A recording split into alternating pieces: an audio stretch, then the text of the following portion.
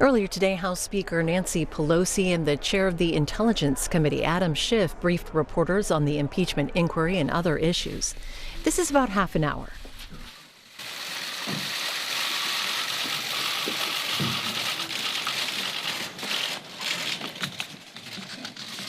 Good morning. Good morning, everyone.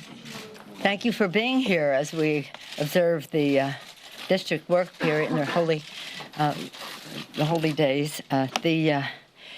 As we gather here, our members across the country are having communication with their constituents on two subjects in particular, and one perhaps. The first is on our legislation, H.R. 3, to lower the cost of prescription drugs now. We are very pleased that the response that members are receiving as we've asked them to go out there to receive public comment on H.R. 3. And when they return, we will be ready to proceed, some in committee, others just among members, to present the legislation. H.R. 3 is important because, as I've said to you before, across the country, you could see grown men cry at meetings because of the cost of prescription drugs. It's almost impossible for them to be healthy and financially healthy with the rising cost of prescription drugs. In the last year's election, this was a very high priority. It continues to be. So when the president says that he can't do anything if he has the threat of impeachment or the consideration of impeachment, I hope he doesn't mean he doesn't want to work together to lower the cost of prescription drugs.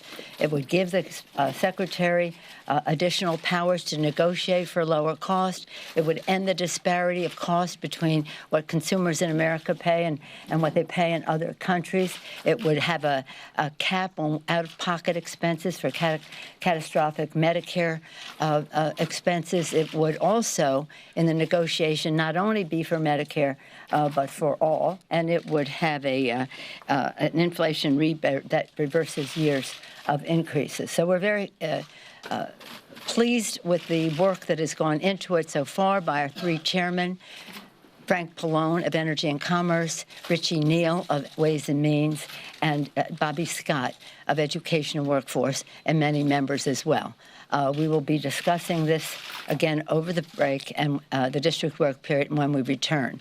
At the same time, we are making progress on the U.S.-Mexico-Canada trade agreement.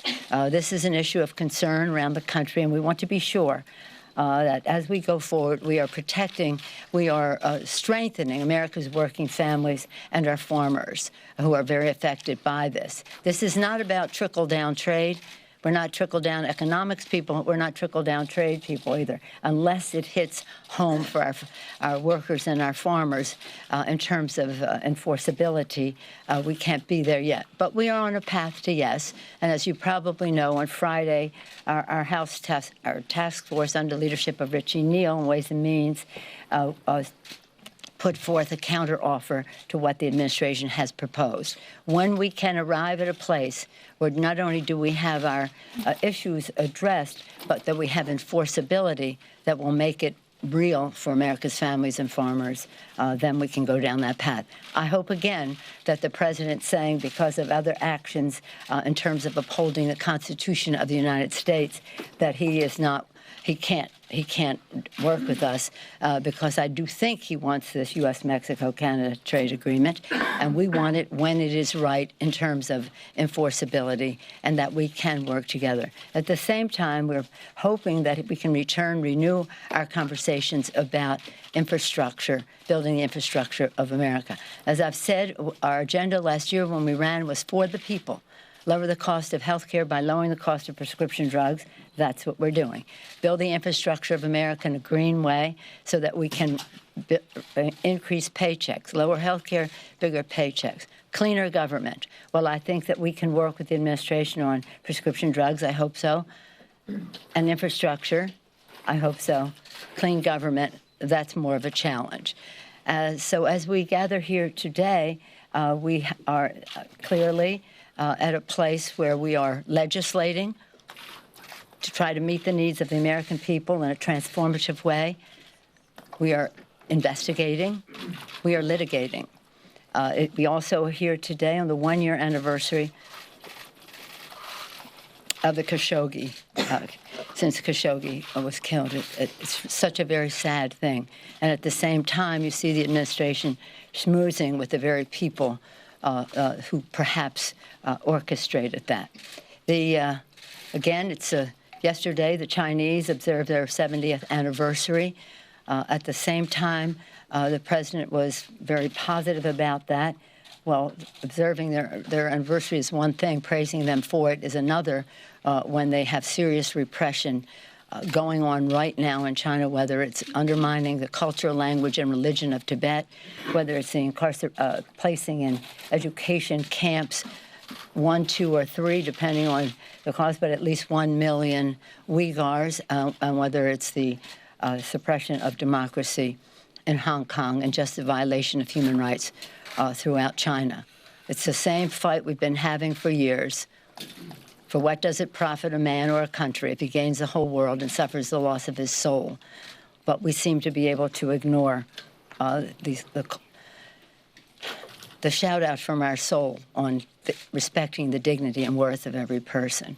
So I know many of you are here. Some of you are regulars. Many of you are not. And I said to Mr.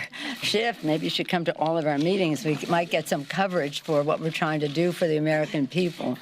But we are very proud of the work of our chairman of the Intelligence Committee. We take this to be a very sad time for the American people, for our country. Impeaching a president or having the investigation to impeach a president is not anything to be joyful about. I don't know that anybody's joyful, but it is a sad time. And as you've heard me say over and over again, the dark days of the revolution, Thomas Paine said, the times have found us. We think the times have found us now. Not that we place ourselves in the category of greatness of our founders, but we do place ourselves in a time of urgency on the threat to the Constitution, a system of checks and balances that is being made. They fought for our independence. They declared independence. They fought and won. They established a democracy. Thank God they made the Constitution amendable so we could always ever be expanding freedom. And we see the actions of this president being an assault on the Constitution. Once we had his even admission to that, we had no choice but to go forward. It's hard. We want to weigh the equities. We want to be fair as we go forward. And we couldn't be better served than by the leadership of our chairman of the Intelligence Committee, Adam Schiff, and my honor to present him to you now.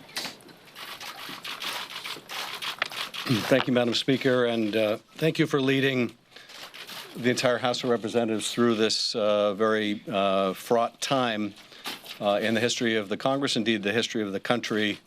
I also want to express my own condolence once again to the family of Jamal Khashoggi, who bravely sought to advocate for free expression in Saudi Arabia, and it cost him his life.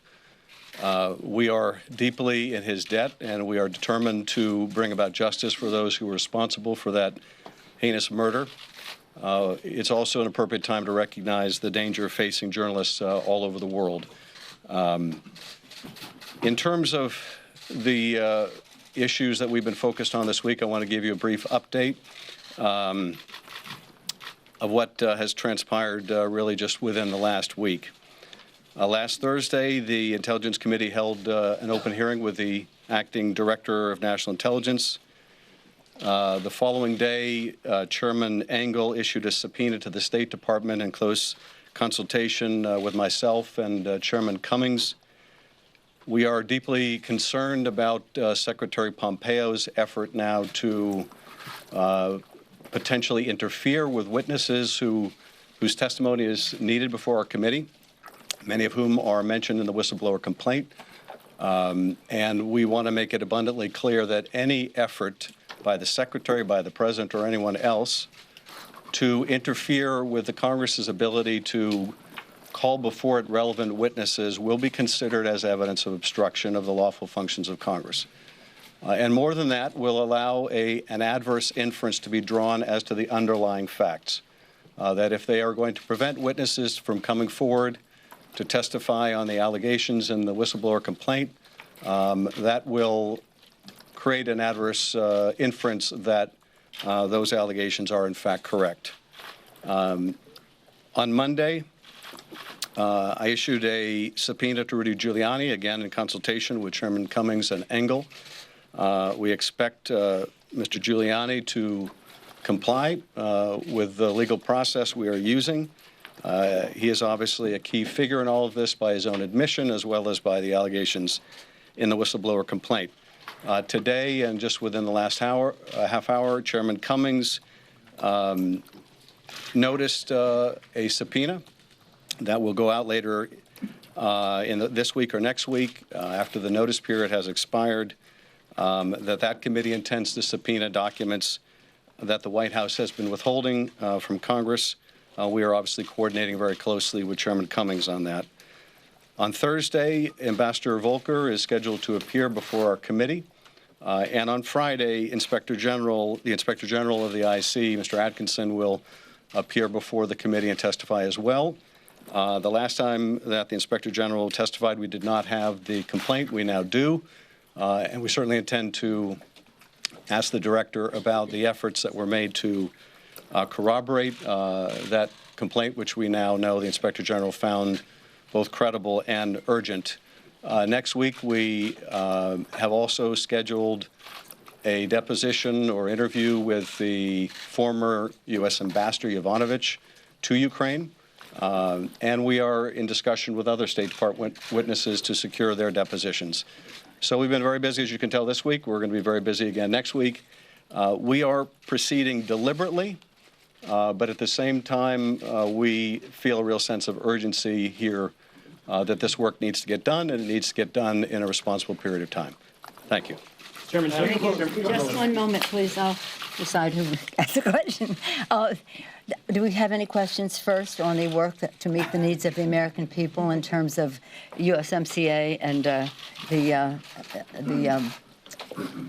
H.R. 3?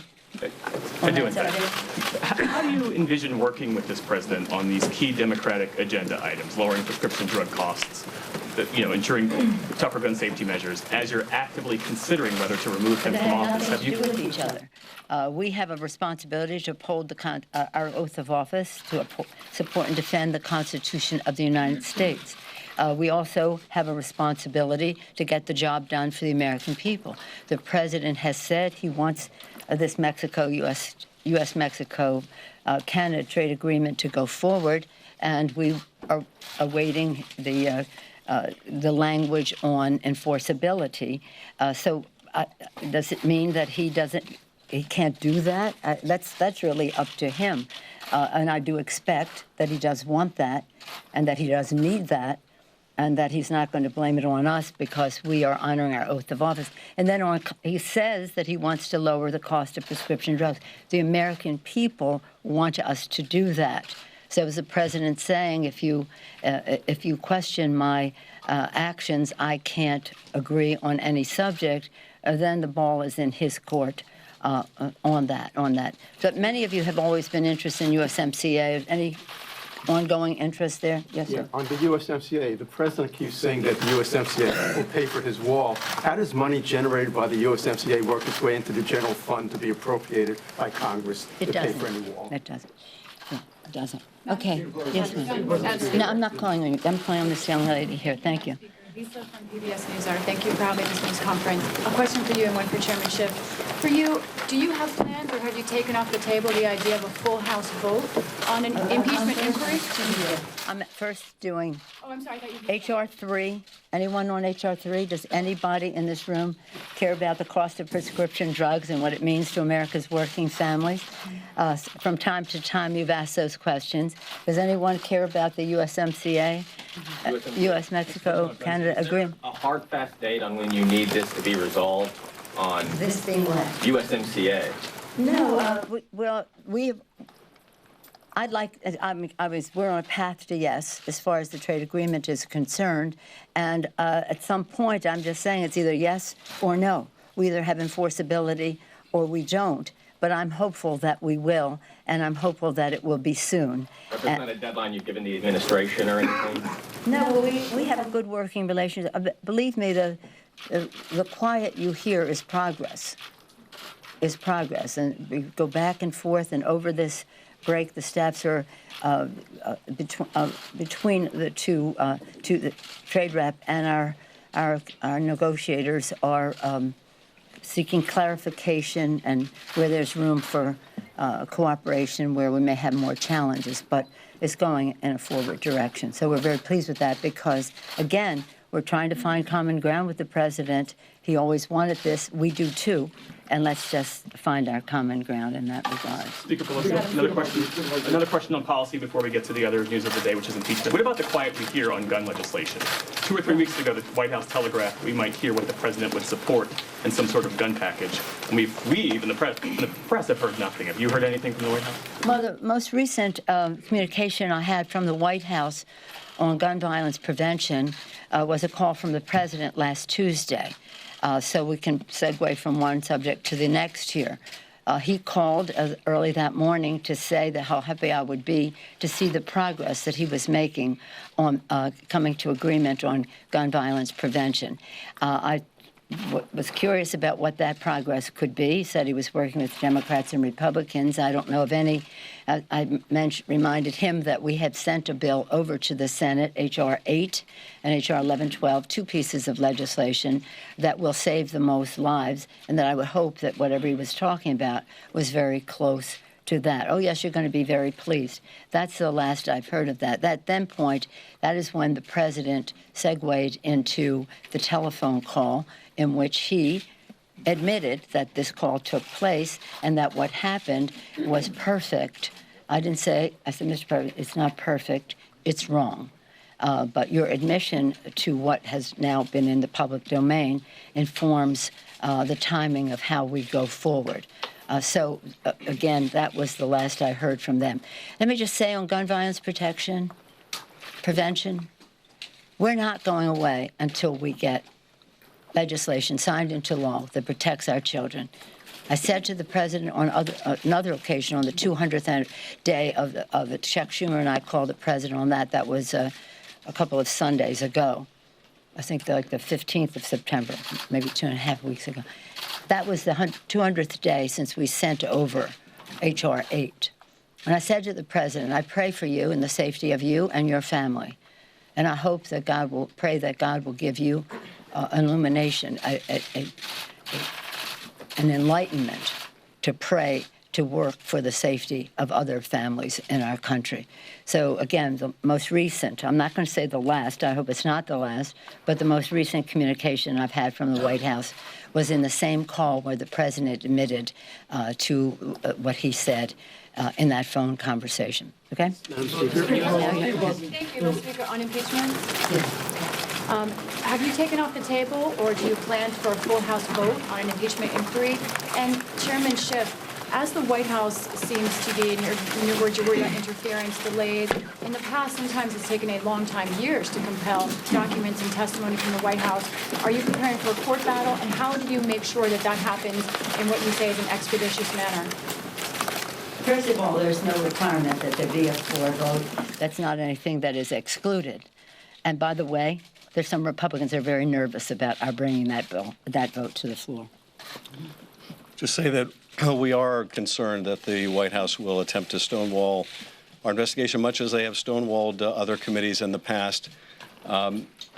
It's why I say the White House needs to understand that any action like that, that forces us to litigate or have to consider litigation, will be considered further evidence of obstruction of justice. And, of course, that was an article of impeachment against Nixon, the obstruction of the lawful functions of Congress, that is. We will also draw the inference, though, as appropriate, that they are trying to conceal facts that would corroborate the allegations in the whistleblower complaint. So we'll have to decide whether to litigate or how to litigate. We're not fooling around here, though. We don't want this to drag on months and months and months, which appears to be the administration's strategy.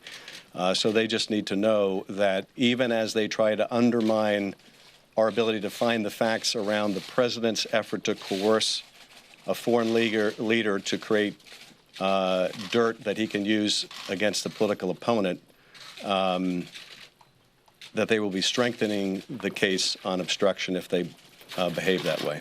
Chairman Schiff. Madam Speaker, thank you very much. I would like to ask Madam Speaker and also Chairman this as well. The President wants to interview the whistleblower. He says he has the right to meet his accuser. Your response, both of you, please. The whistleblower has the right in the statute to remain anonymous, and we will do everything in our power to make sure that that whistleblower is protected, that whistleblower's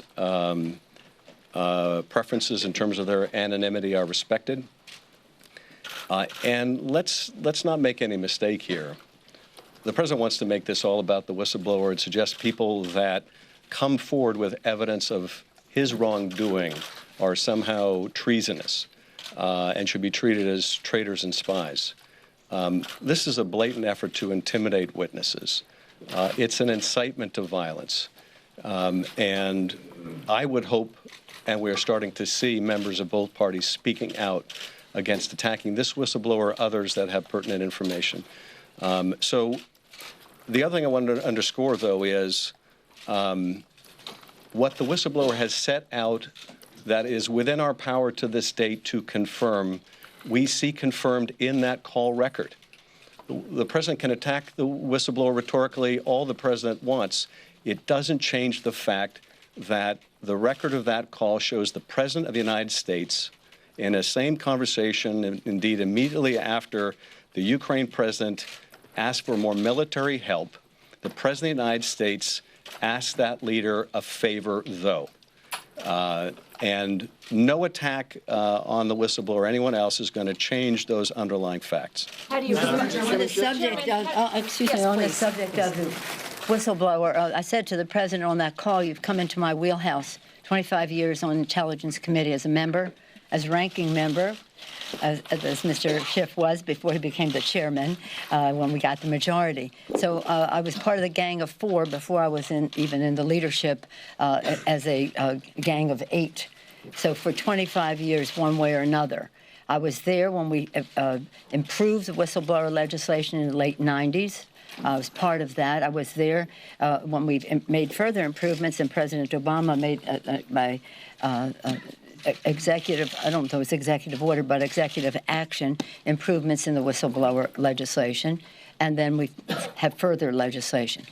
And then I was there when we created the Office of the Director of National Intelligence and what his responsibility was in terms of a whistleblower.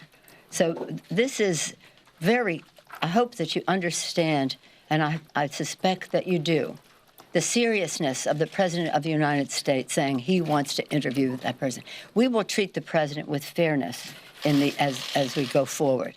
We will have investigations and questioning that are worthy of the Constitution of the United States. It's unworthy of the Constitution of the United States to do what he did in that call, and he admitted to me, he said it's perfect. No, it's not perfect. It's wrong. A, and B, that protecting whistleblowers is a very, very important requirement that we have. The intelligence community recognizes the importance of whistleblowers. Protecting whistleblowers who see wrongdoing of any kind in our government is essential.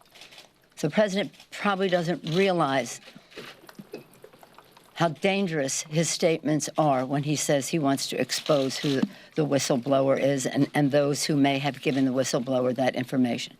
This is a very serious challenge that the president has put there. It's very sad. I don't see impeachment as a unifying thing for our country. I weighed those equities hard and long till I had the president's admission that he did what he did on that call. One big picture question and one logistical question, just following up on what you just said. Some Republicans have said that the president's phone call wasn't great, but that it isn't an impeachable offense. Is it possible that you're making too much of one phone call? Absolutely not. I want to yield to you. Well, if you think about what the framers were concerned about at the time of the drafting of the Constitution, they were paramountly concerned about foreign interference in American affairs. They wanted to ensure that the President of the United States was defending the interests and national security of the United States and not corruptly, secretly advancing some private agenda with a foreign power. It's hard to imagine a set of circumstances that would have alarmed the founders more than what's on that call, where you have a president using the full power of his office to try to effectively coerce a foreign leader that is completely dependent on our country for military, economic, diplomatic, and other support, to intervene in our election to help his campaign. It's hard to imagine a more corrupt course of conduct. So to my Republican colleagues that say there's nothing to see here, or yeah, it's bad, but is it really something you'd remove from the president from office for? They're going to have to answer, if this conduct doesn't rise to the level of the concern the founders have, what conduct does? Now, we only know some of the facts at this point. The call record seems to be pretty indisputed. The suspension of military assistance is undisputed now. The sequestration of this call record and maybe others into a file in which they were never supposed to be placed, a file that is for classified information of the highest order, covert action, for example, those facts are not contested. But all the facts around that we still need to flesh out. What was the State Department's role? What was the Secretary's role? What was the role of the Attorney General? There's a great more that we need to know to understand the full depth of the president's misconduct. And maybe when that comes out, it will persuade some of those Republicans to recognize the gravity of the situation. But I think we have to be realistic here. There seems to be no floor below which this president can drop that some of the GOP members, and maybe even many of the GOP members, would not be willing to endorse, look away from, avoid comment on, let alone rise to condemn as incompatible with the duties of his office. No mistake. In that telephone call, the president undermined our national security because of what he had done a few days earlier. So the president said, well, I didn't say that in the call. No, the sequencing of it. You have to look at the sequence. A few days before, the president withdrew that. Now, why? Why would that just come from the president? There was no, as far as we know, and we'll find out if there is, any National Security Council justification for the president withdrawing assistance that had been passed by the Congress of the United States in a bipartisan way. And then the president, just on his own, decided he was going to use it as leverage. So using that as leverage, we have supported that military assistance in the interest of our national security, undermining our national security, undermining his oath of office to protect and defend the Constitution because he was overthrowing an act of Congress just on his own, undermining the integrity of our elections. And that's what means something to people in their lives. They have to know that their vote counts and that it will be counted as cast.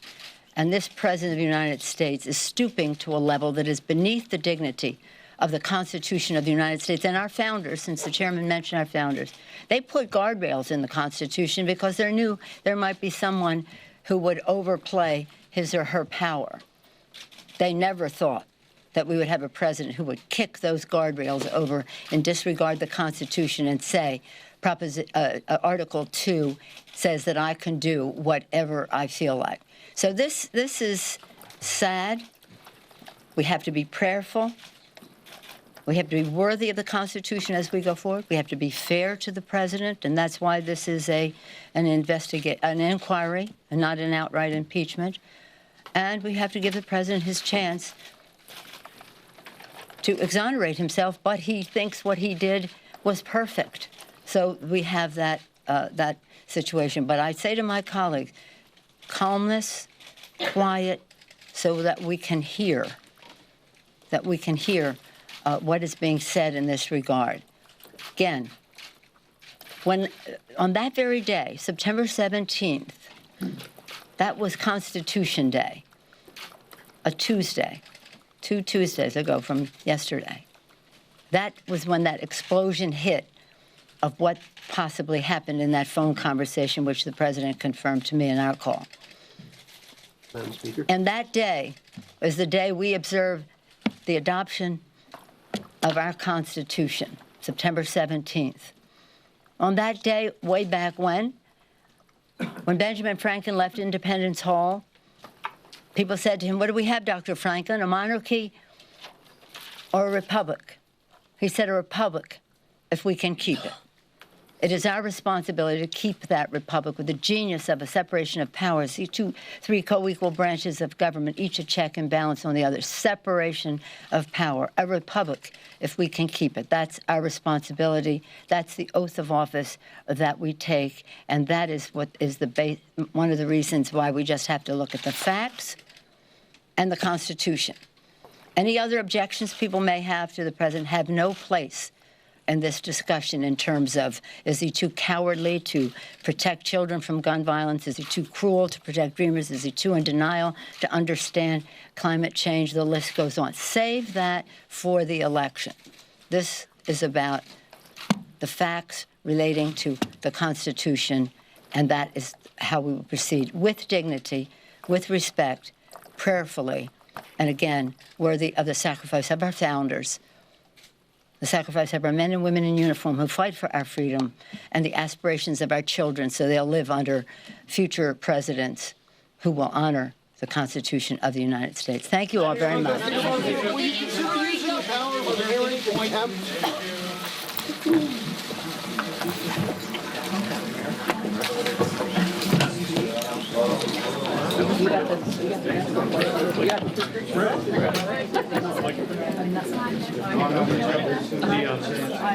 Sorry.